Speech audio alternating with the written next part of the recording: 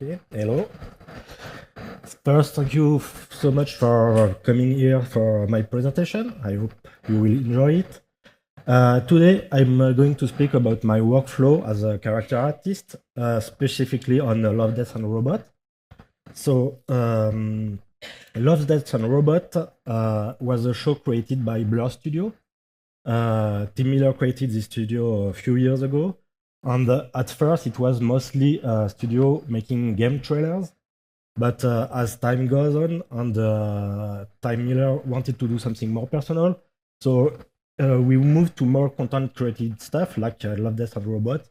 We were very, very lucky because Netflix was the one to finance it, and it was kind of risky because it's very specific show. Just so you know a bit more about the Blur Studio, I will show you the demo reel.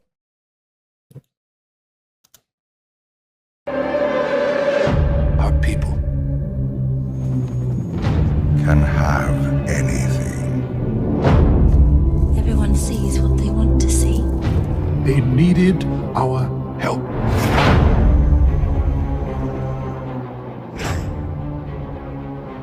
They can tell us where, they can tell us when.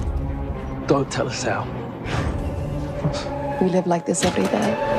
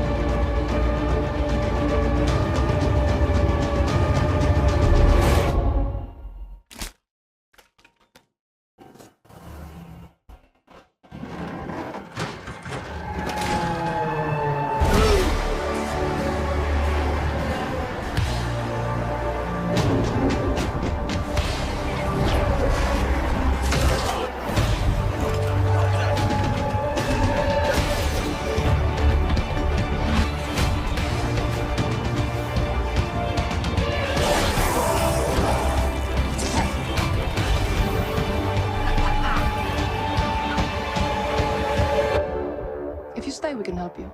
But if you stay, you fight.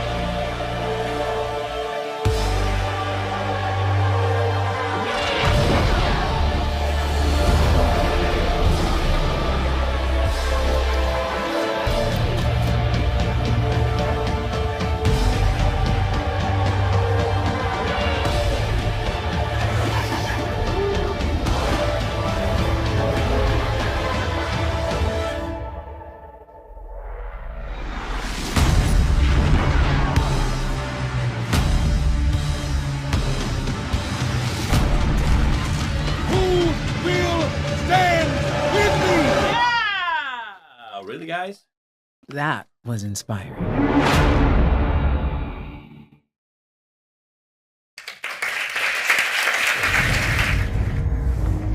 If you awaken from this illusion. So yes, as you see, we're doing a lot of different game trailers and stuff like that, and it's very great for me because I can work on different projects, different characters. It's kind of every time a different task, and it's not boring this way. So today, as I said, I will focus on Love, Death and Robot, and mostly on 2 episodes. I had the chance to work on 6 episodes in total, from season 1 to season 4. Third, sorry, spoiler. First coming. So I will mostly focus my presentation on Sonnies Edge, which won on the first season, and which is for me still the best episode in the whole series because I think it's the one that represents the most what is love, death, and robot. And I will also speak about Bad Traveling, the latest I worked so far, and you will see why. So on Sonnies Edge, what I like it's very stylized. I had to the way we are. Well, I will show you. So the way we are working when you start a character on this kind of project, basically you start with a concept. So we had some 2D concept, some great 2D concept, but we had to bring this concept to 3D. It's always tricky to take a 3D concept, a 2D concept, and bring it to 3D because you have to make some adjustment, and you also have a specific look that you're looking for, which might be a bit different at the end from the concept. But anyway, so what I'm doing when I'm working on a character like that, it's taking the 2D concept. First stage, this one is very fast and we're very broad. It's just to get the first proportion, to get an idea of the character. It's very broad. It will be changing as I'm going to work on it. Just a very, very, very first step. I will focus on the head first because on characters the head is often the most important part. And what I like to do, it's even if I'm working on the head, it's also to bring the hair and the clothes.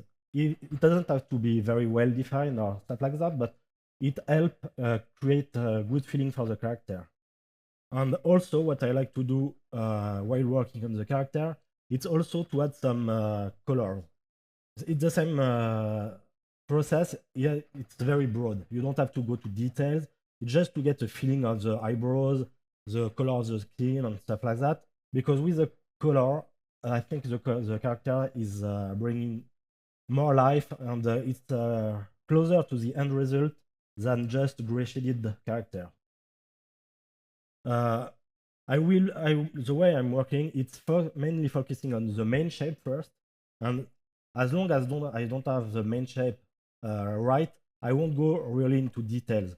All the wrinkle and stuff like that, it's something that I'm doing only when the main shapes are kind of validated and working for me. So on this stage, it's kind of more refined. I started to work on the secondary and tertiary details, and I'm also starting to make some real renders. I think it was in Very to see how the character will react with light. Because if you're only working in ZBrush, don't know, I think you know ZBrush if you're here, but you don't have a real, you didn't add a real renderer in ZBrush. So you couldn't get the real nice reflection, the subsurface scattering and stuff like that. So I had to take it to another renderer, make the render and check to make sure everything was working fine. But as you can see also, from this stage here to this stage, the overall proportion keeps changing. It's not because you validate something at one point that you can't make some adjustment at the end. Actually, it's a process where you're always making adjustment until the very end. When I'm close to the final result, which was the case here, I like also to make some different light rendering to see if it's working on very contrasted lighting or broadcast lighting, because on this kind of show, you know, the character will be seen in different lighting conditions. So you have to make sure that it's working whatever the lighting condition. And this is the final result. And on this one, basically, we compare to this one here, which was almost final. We had the feeling that it wasn't stylized enough for the what we were looking. So we went and make some very harsh wrinkle, making everything sharper. And it's the same for the diffuse map, the color map. We wanted something more like a painting style to make something very distinct. And same here, working with different lighting situation to make sure everything is working well.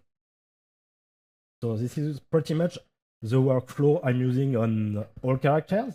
I will go into details now with Bad Traveling.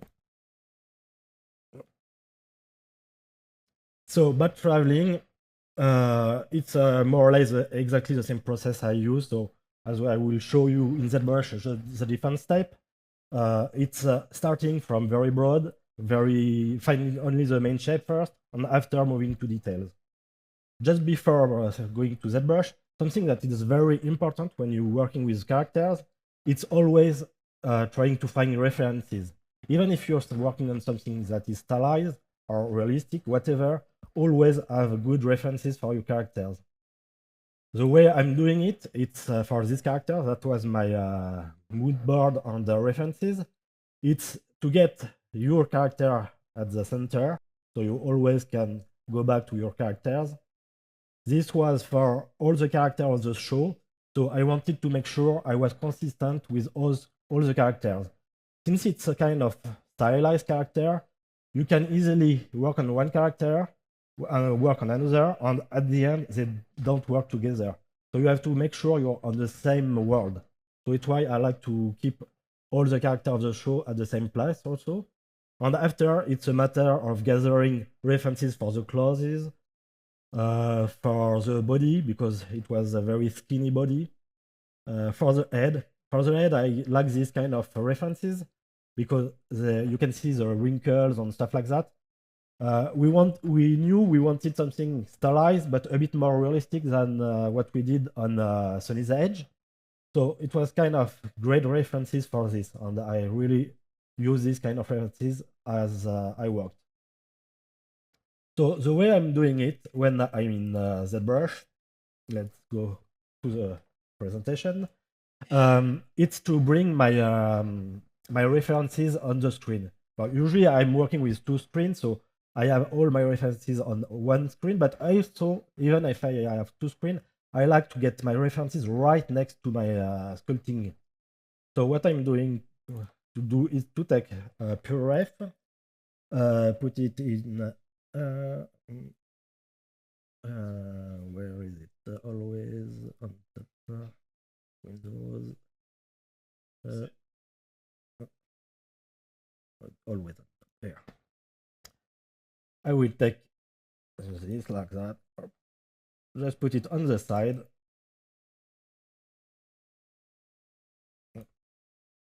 And just like that, I can just pick up my reference I want. If I want this one, go back to this one, up on whatever. So I will start with my character now.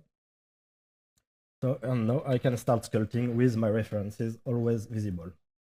So as I said, I'm working from very broad proportion before I'm going to details.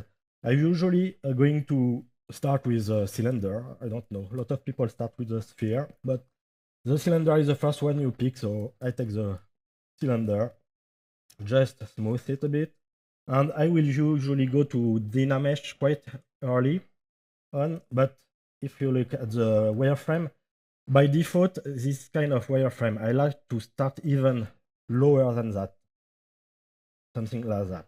Very broad and very big polygons. That way, I'm sure I won't be able to go to details. And okay, and I will just sculpt. I'm using mostly clay build-up, move brush, and dam standard on this process. Almost never other brushes. I don't need actually much brushes. It's kind of I think it's where ZBrush is really powerful. You have really this feeling of sculpting something out of nothing. I will even go lower. Yeah, this first stage it's even better like that.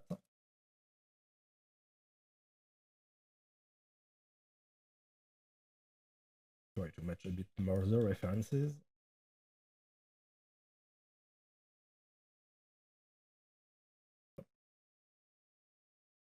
In every studio, almost, when you're working on character, you have some base mesh or some specific topology to use.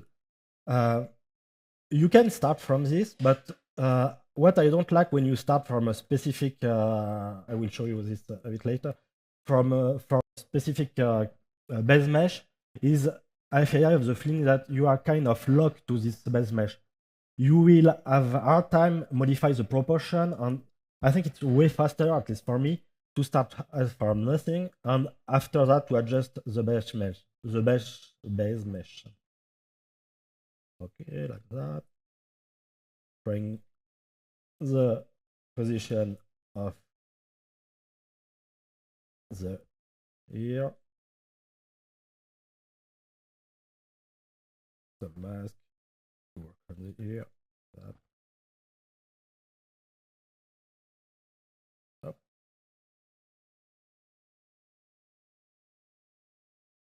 Okay, now I'm starting to get something quite alright on the main proportion. So now I can start to subdivide it a bit. One, and to start now to get into finer details. But it's really this process to start very broad, and just once you're happy with what you get into details, not the other way around. So now I will start to place the eyebrow, define the nose a bit more, the mouth.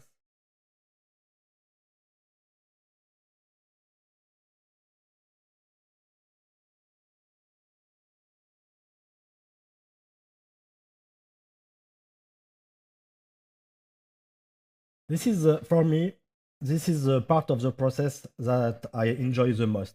These main shapes, because I think if you have the main shapes right, your character will work whatever you do. Actually, almost whatever you do after that. But if you don't have the right shape at this stage, you can do some pretty texturing, some pretty detailing on it. It won't matter because in the end, most of the time, you will see your character from far away.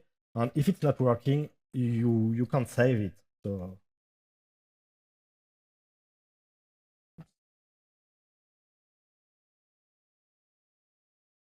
that,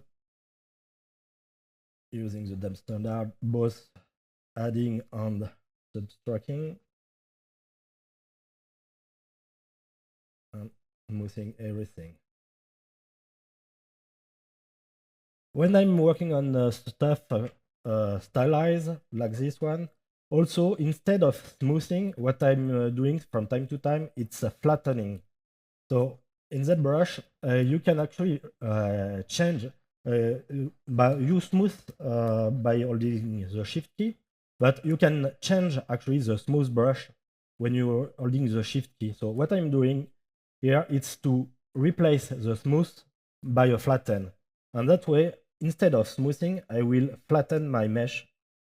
So working with this, with the clay build-up, you can make something very, I will subdivide it more, sharper, something very sharp, instead of smoothing, and you can get a plane of the face easier this way, and you can see if it's catch the light well or not.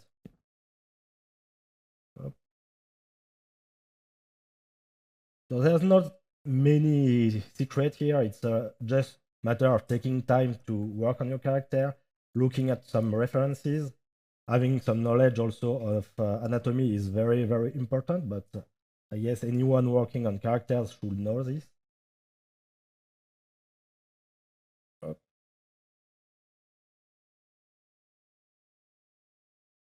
Okay, won't spend too many time on this. I think you get the idea. Just going on, moving, improving, refining.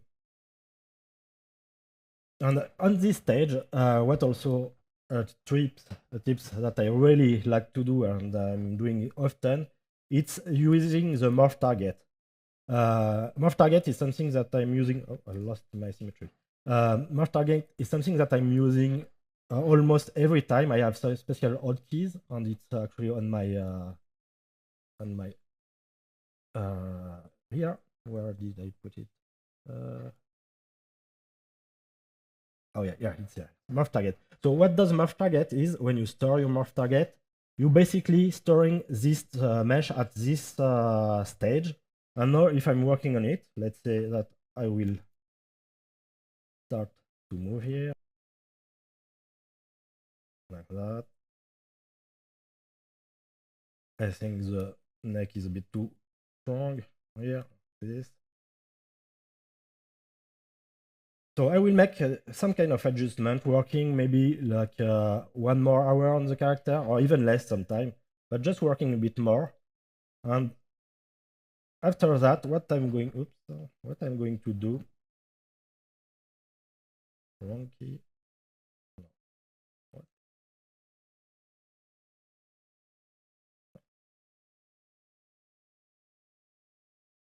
To make sure that what I did was going or is going to in the right direction, I will use my morph target, and I will switch back to what I had before. Let's say, okay, I'm happy with this. Let's switch back to what I had before. And when you're switching back to what you had before, it's a good way to see if you were working in the right direction. And sometimes you realize that you actually worked few hours on your character, and what you did isn't good or isn't better, at least, than what you had. So what you can do is just switching back. So for instance, here, I think the neck is great, but I like kind of what I had on the top part, a bit thinner here on the nose. So what I will do is to keep this part, the new part, but I will use the morph brush, which is here. Remember, I don't have my key. So I will use this one, the morph brush, which here.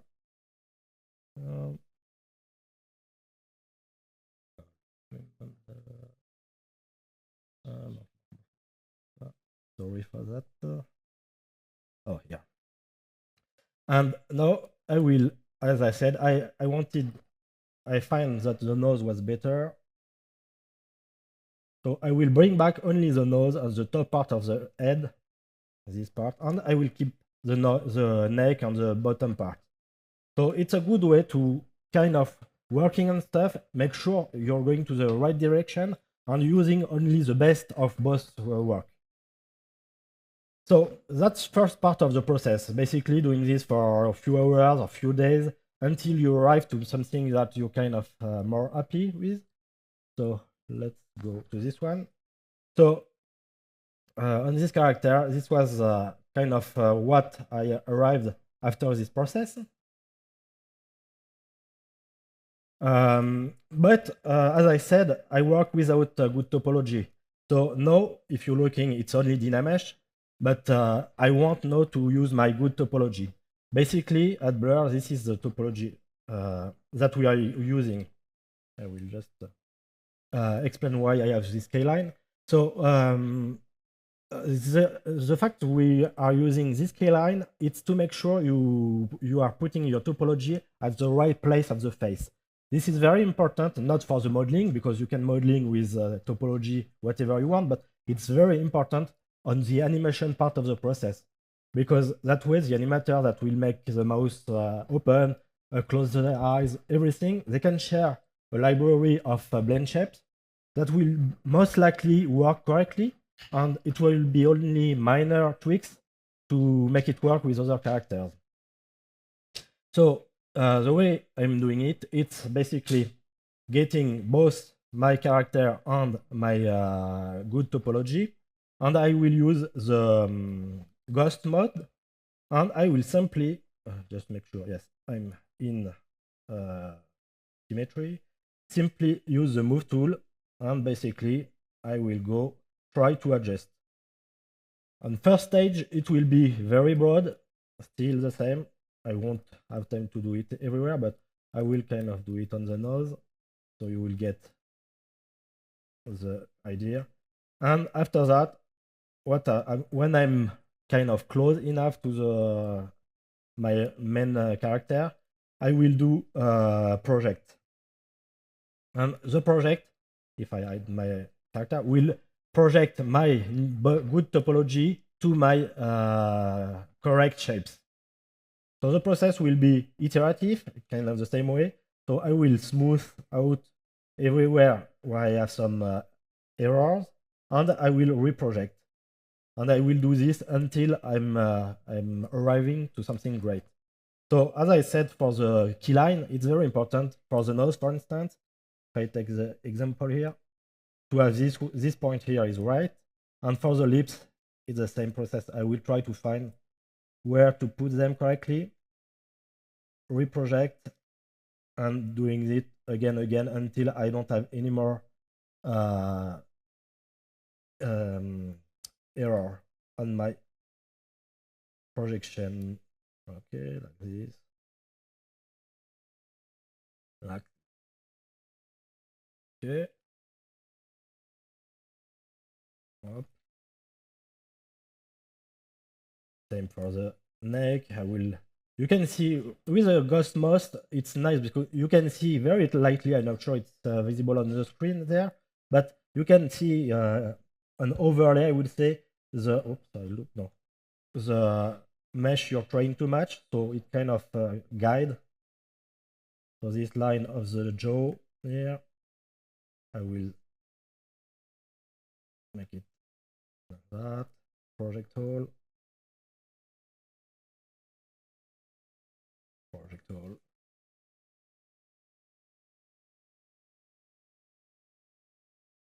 Okay. Project hole. And so on until you get something really clean.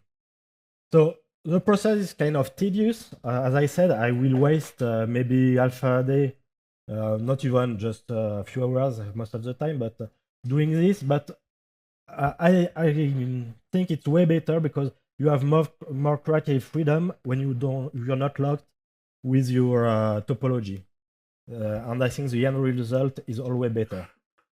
So basically, this is what I'm getting. No, I don't. With all the keyline and the good topology projected on my character. And when you have a good topology, now you can use this topology to your advantage. One tips that I always like to do, especially for the eyelids. Eyelids are something very tricky because you want them to be kind of thick enough, but you don't want something too blobby, because if you're doing something too blobby, the shadow it will catch won't be realistic, and it won't be very interesting.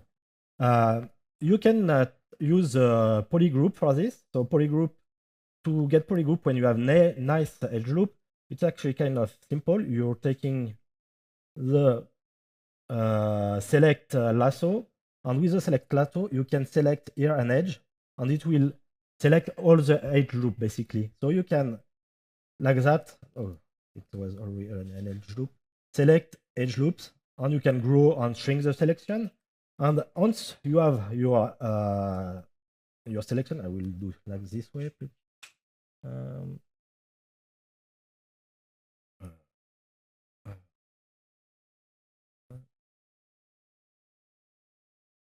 No, I will do it on the lips because it's already there. So like this. Okay. What I'm gonna do is create a polygroup, specific polygroup for this, and I will hide the polygroup just so we show it. You can see it better. I will use the smooth group. Smooth group is actually another kind of smoothing group, smoothing in ZBrush. But instead of smoothing stuff like that, it will smooth only the edge, the polygroup. You will understand it better. So I will, okay. You will smooth it like this. So it's really interesting when you're working on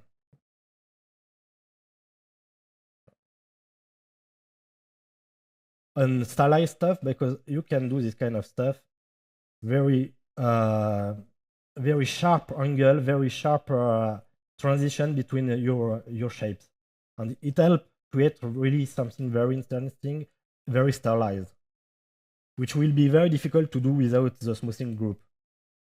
And for the eyelid, it's exactly what I did. It's actually smoothing here. You see it became very sharp, very nice, and without any effort. So having a nice topology is very important also for this kind of stuff. And once you have something very nice, you can subdivide it more. Even if you subdivide it more, you get something very sharp. But in the end, you're going to use the regular smooth just to bring back this nice highlight. So doing this, you can make really sharp and fine stuff kind of easily. So as I said, now I'm happy with the main shapes, the main proportion. So I will start to be working on the secondary details. So on this character, it's what I knew on this character. It's I wanted to get into very high details. So I was going to use geometry HD. I will show you it later.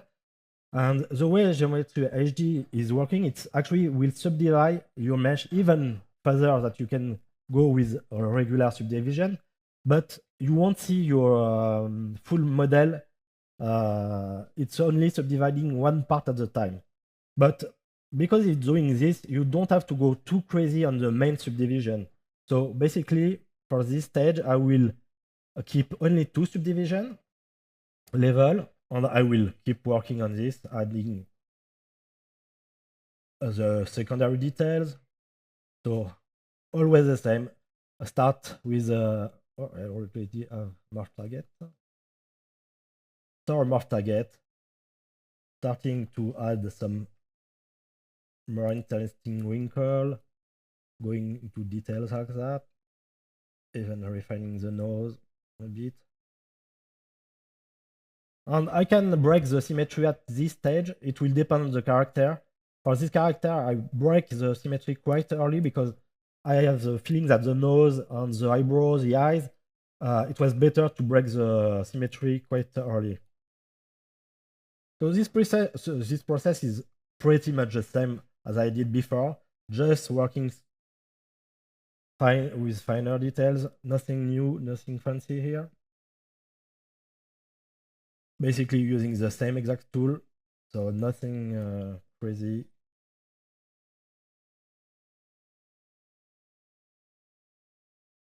Okay, this kind of stuff.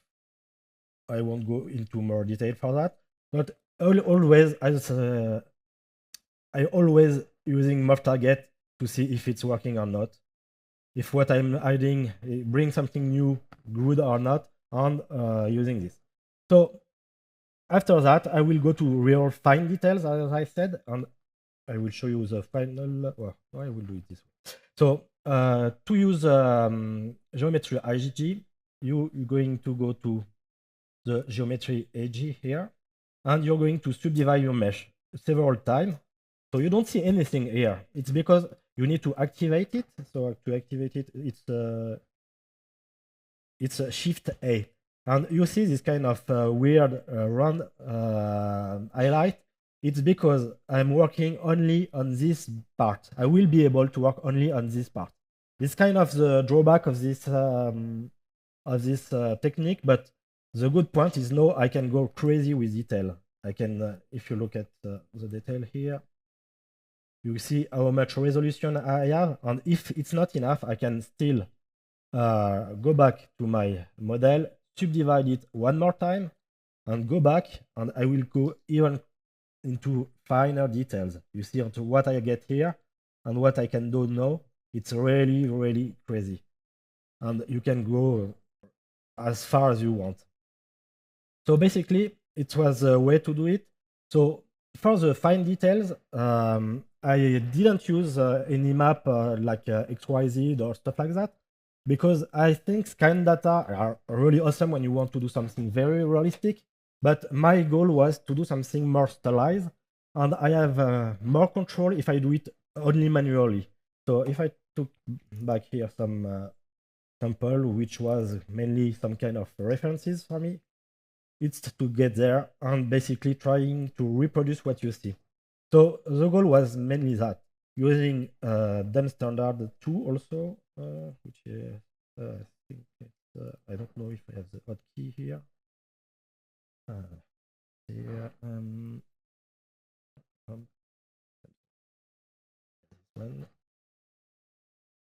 going into geometry HG, and basically store morph target always, and starting to make some very fine wrinkle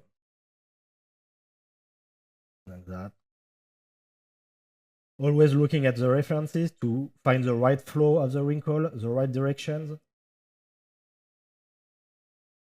and smoothing everything. and do it again. I think when you do it a lot, you can do something very fine, smooth it, and refine some area.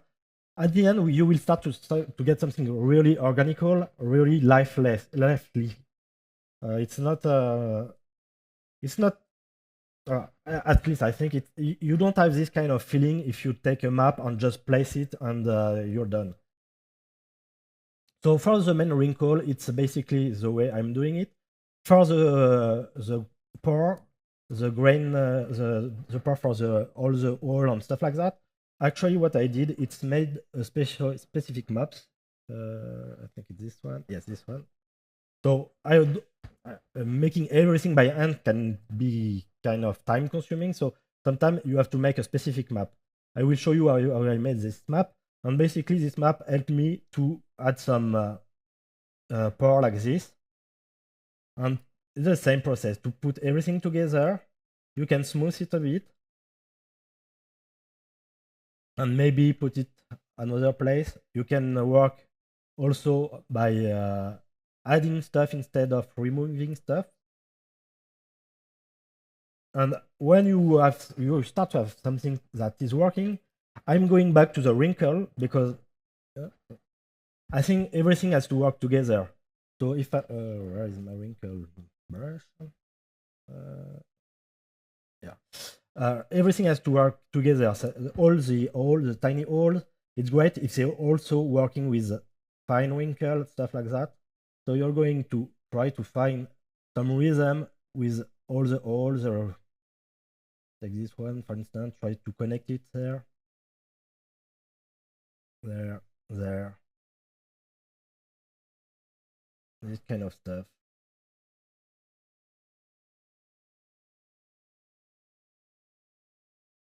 Always looking at the reference. Very, very important to see how it's working. And basically, it's the way to go until the end. This process can be tricky because the way I'm working, you can work with layer, but I usually working without layer for this stuff because if I don't like it, actually what I'm doing is either smoothing everything or using my morph target. Since I have a morph target, I can switch back to the work I did before, or using my morph brush, which here, to just slightly erase. The advantage of the morph is that you can erase without losing the shapes. It's not just smoothing the shapes. So you can just bring back some stuff, or you can increase, if you're using it the other way, you can increase the work you did. If some part you find it's working great, and that way you can find some good rhythm, some good stuff. So basically, at this stage, that's it. If I'm looking at the final model here, you can see. So what I did, I will actually, so we can see it better. As I said, I subdivide this mesh only twice. So basically, the main mesh is only that. When you're going into geometry HG, it's where you can see all the fine details. So there you can see everything, all the details, and you can get all this back into your displacement map. Yeah, all this kind of stuff. So when I have this, basically, I will say I'm done with ZBrush.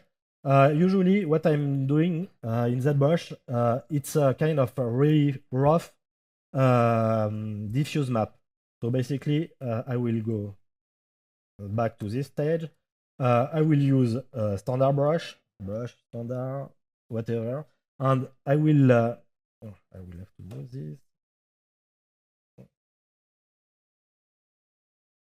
Going back here. I will work only with RGB now.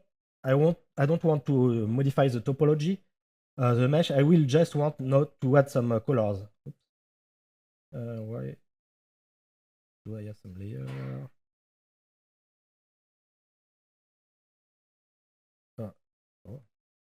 Oh yeah, it's working. It's just too light.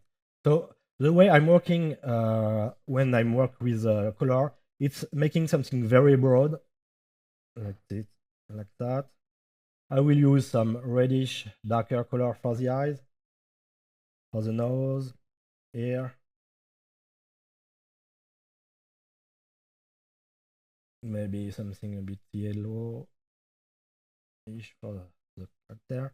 And when I have my main colors, I can go even more saturated, more contrasted here, this kind of stuff.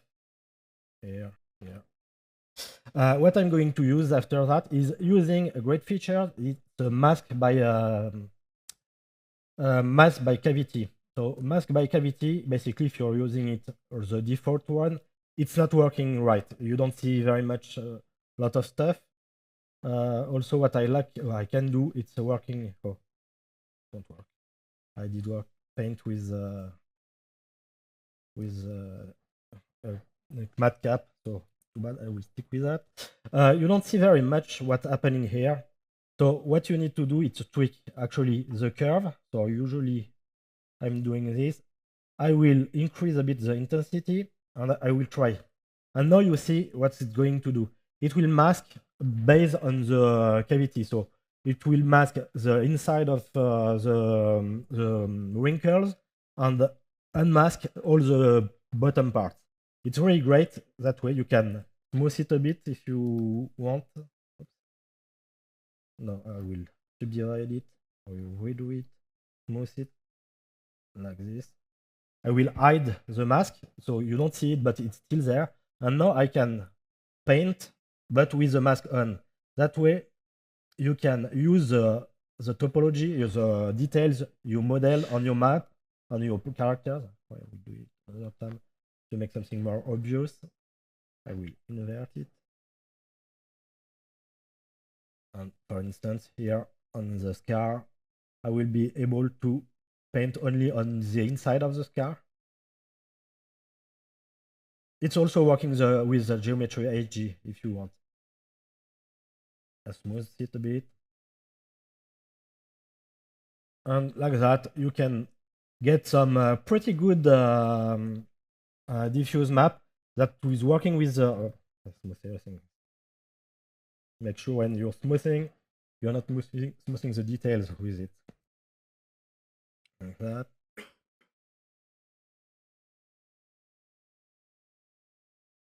Up.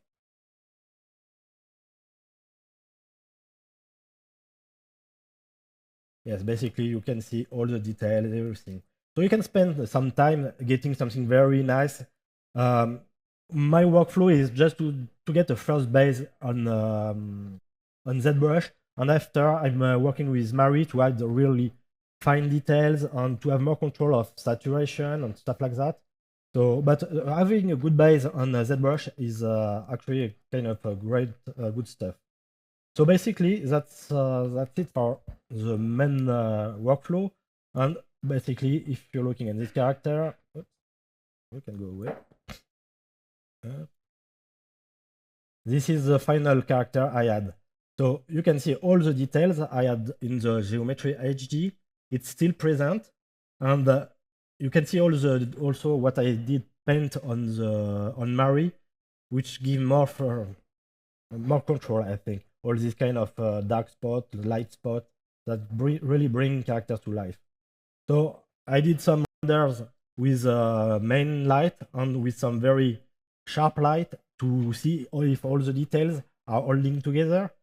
I knew that the show we were going to see the character on every angle, and as for the other show, with different lighting situations. So you have to always to make sure that in the end you render will work whatever the render conditions, the lighting situation are, and everything. Well, I guess that's it for the presentation. If you have questions, or I'm free to. Let's see. Just if you want to scan this QR code, you have the opportunity to win a Maxon 1 license. I think it's for 1 year. I'm not sure. With in ZBrush, for instance. So, any question? Yes.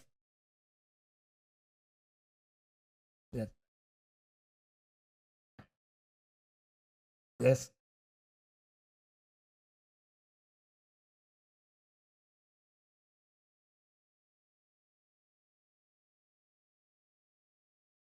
No, you have to make sure the level of detail is consistent. If I go back to my geometry HD, wherever you go on my geometry HD, you have the same level of details. So you have to work on your full character. What I'm doing to make sure when working with geometry HD, to make sure I'm working with symmetry, usually what I do is to first take the place I want and then using the geometry HD. This way you have you can work in symmetry. So it's easier to work in both sides of your character. And what you want to do also is hide parts, the nose, the mouth, and where are the eyes, because the eyes, there are a lot of topology. So if you hide the eyes, the geometry HD will display a lot more of your character. Yes, exactly. Yes. At the beginning, you were showing the character with kind of quite stylized hair to Yes. start. What's the process for making that hair match? Oh, I think it was with this one. I think it was. If just need to check to make sure. You mean this one? Yeah, that one. I think this one was fiber mesh. So fiber mesh, I have just time, so I can quickly show it.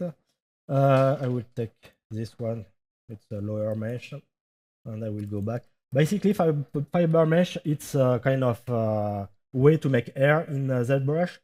I like to use it for this kind of stuff. You're selecting the place you want to put your hair. You're going to go to fiber mesh, which is here. And the way fiber mesh work is you're doing to a preview. By default, this kind of hair not very usable, but if you tweak the parameters, so modifier here, the way I'm working, it's reducing the number of hair, putting a bit more length, putting more coverage, and basically put 0 in almost all variable. 0 here, 0 here, 0 here, 0 here. I don't want any twist. I can keep that. I will add some profile. Yes, I know. And more segment. I will 0 gravity.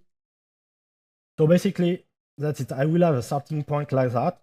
And when I'm kind of happy, I will accept this starting point. It will create another. It will create another. Why?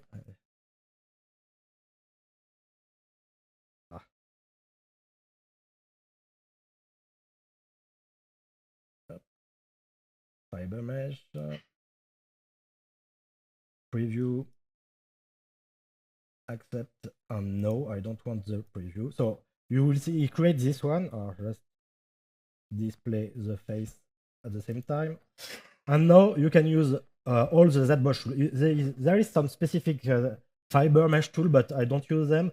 I'd rather use the regular ones, like the move, for instance. I will use a simple move brush.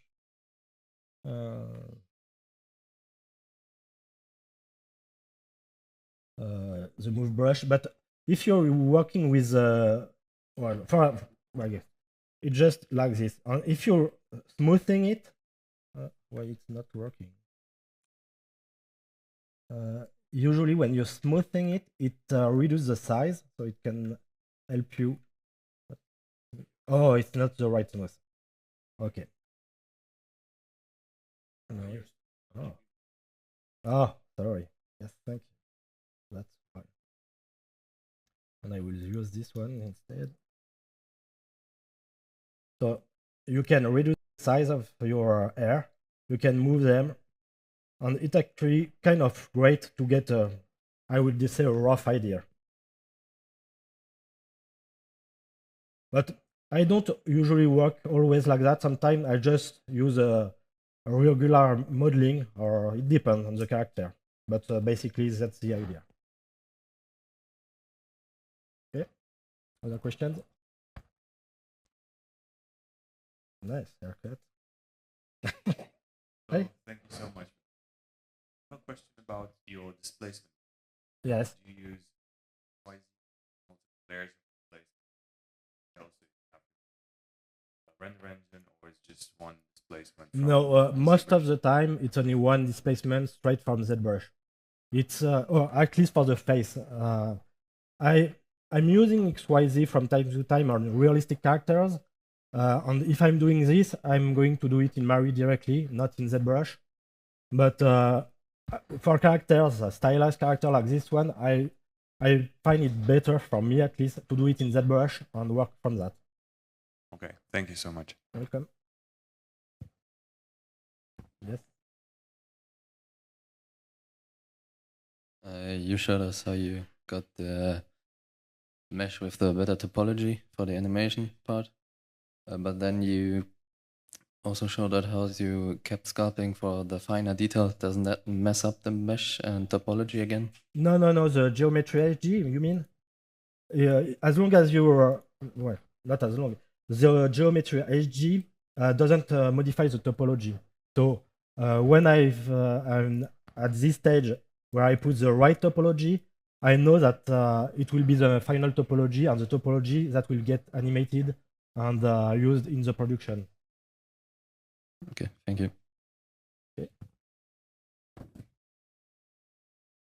Okay. Any other questions? Yes.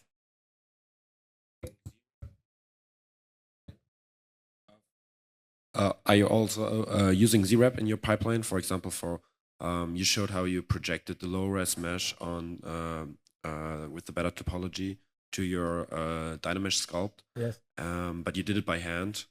Yeah, the question is if you couldn't use like ZRep to project the ZRep, I'm not sure. ZRep, which is also used like for projecting scan data in ZBrush. Oh, I think I think I never use it actually. Oh, okay. There are so many tools, so I will try. I will have a look. All right.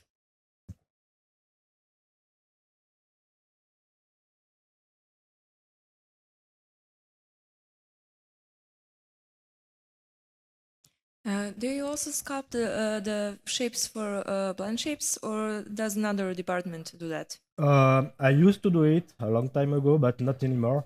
Mostly it's another department. It's the animation style department.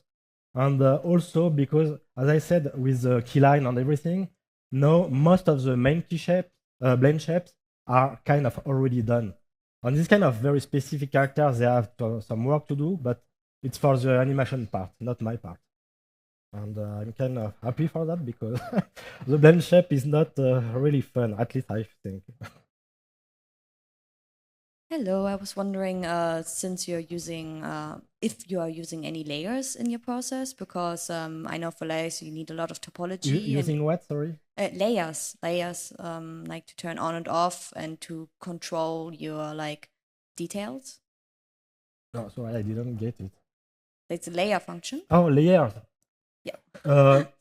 Yeah, it depends on the characters. I can use. I tend not to use them because I find the way it's working very unfriendly, I would say. So most of the time I'm not using them. But if I have something very specific, for instance, one case where I will use them, it's when I want to break the symmetry of a character, but still have the opportunity to work on symmetry. So I will put the dissymmetry aspect of my character on one layer, and I will work with that. And when I want to go back to the symmetrical part, I will deactivate my layer. And from time to time, I can use it also for detail or stuff like that, but most of the time I'm working without layer. But, interesting, thank you. You're welcome. Other questions? Yes?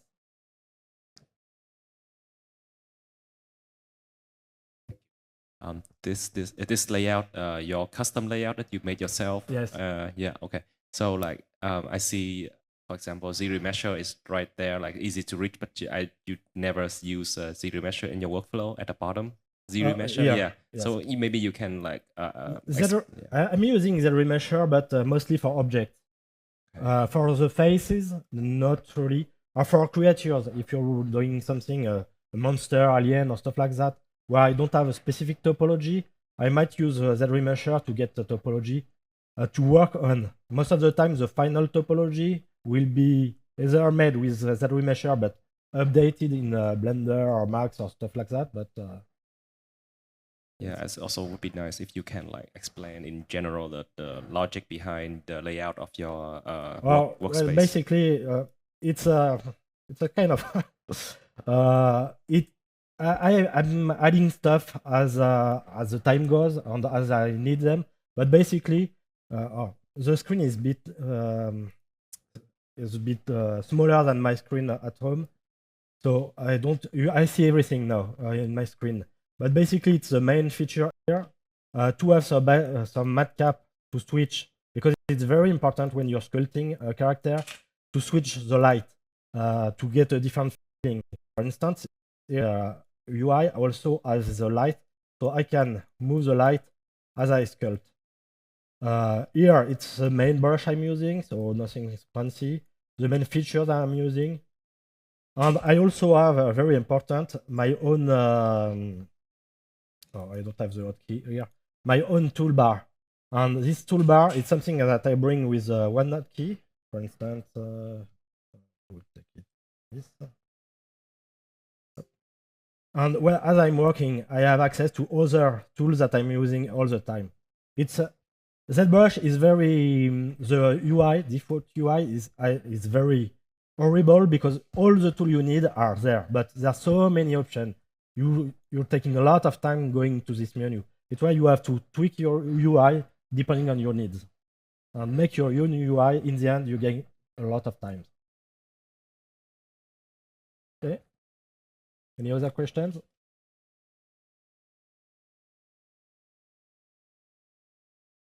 So, do you always use ZBrush basic materials, or do you also create some others to have different visuals? Basically the material you see here are all the one I'm using.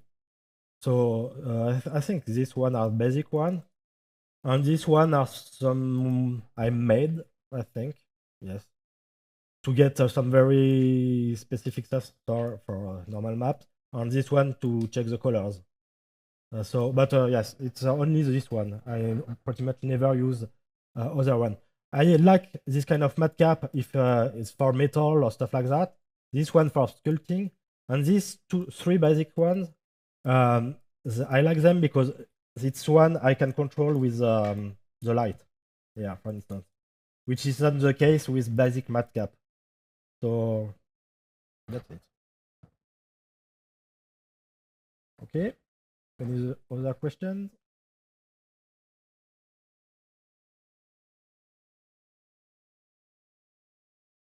So when you do, for example, monster that has no pre-made topology, Yes. do you like retopologize them yourself in ZBrush? Or? No, as I said, most of the time, if it's something specific, I will try to go to the ZRemesher first and to clean the parts that are not working. Basically, if you're doing a ZRemesher, parts that were not going to work are the eyes, the mouse, or stuff like that, where you want something very specific. But most of it will be good and usable. So you get some time doing some very first pass with the ZRemesher and just clean it. So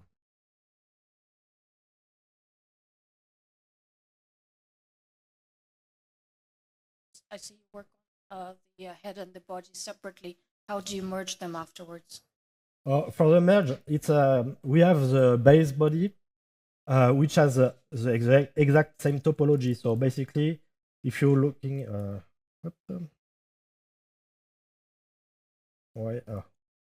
on the right. Yeah, we have a body topology that is matching and is welded on on 3D Studio Max. And the only tricky part that you can have, it's when you have a displacement map here and another for the body, and the to make sure it's working together, what I'm going to do is to bring the displacement map from the head in a Mari having the displacement for the body in Mari and paint the transition between them in Mari to make sure it's working together. Do you also do the shading and look depth of the characters, or are you finished when you hand in your textures? Basically? No, I'm. It's what is great working at Blur. You're working on the full character from start to finish. So you're doing all the modeling, texturing, UVs, and shading. So in V-Ray, because it was in V-Ray, you're doing all the render, make sure it's working, all the roughness, subsurface scattering, all the maps, do everything. And from time to time, also the air. So it can be very big project, but it's very rewarding because you can say this is my character. Yes? Do you also use Marvelous Designer for your clothes? Yeah, always. It's the way to go now. You have ZBrush for sculpting, you have ZBrush Marvelous Designer for the clothes. It's even for stylized stuff, now you need a Marvelous Designer. So it's a must know. When you said you're working on a character from start to finish, so you're not just doing the head, you're also doing like the whole costume, also look depth of the costume. Most of the time it's a full character. I think it was only on the Sonnies Edge, the first show episode I worked on, or I did only the heads. But on every other project, it's a full body character. Okay, so you're not sharing it with other people, like, okay, somebody's doing the jacket. It can happen, but it's if it's happening, it's because we are short on time or stuff like that. Most of the time, it's one character per person. Thank you.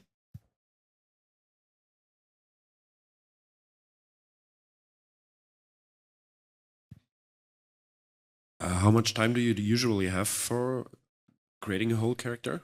It will depend on the project. It will depend if you have asset you can start from. Because if it's from a game trailer, sometimes you have the asset, and the asset can be good enough to start from. So, but I would say at least 1 month for a character, and it can go almost 2 months for a very high-end character. If you have a lot of stuff, lot of air. I'm counting air on this also, because air takes time. But yes, 1 month to 2 months, I would say. With like shading, texturing, and everything? Yes, everything. From nothing to final character. All right. Cool, thank you. Yeah. Okay. Sorry, 2 last questions, and I will have to cut. Yeah. For hair, do you use Xgen or Houdini? No, we are using, we were using Ornatrix in 3ds Max, but the last project I did, I started on Houdini and then moved back to Ornatrix. By the way, I will be there, so if you want, if you have any more questions. Do you also have a good topology for the mouths and the teeth? Yes, exactly. Teeth is a specific object with its own topology. We are always using the same, even if it's a very strong teeth or stuff like that. Eyes, it's the same. It's always the same topology. Okay, thank you very much, everyone. Hope you enjoyed it.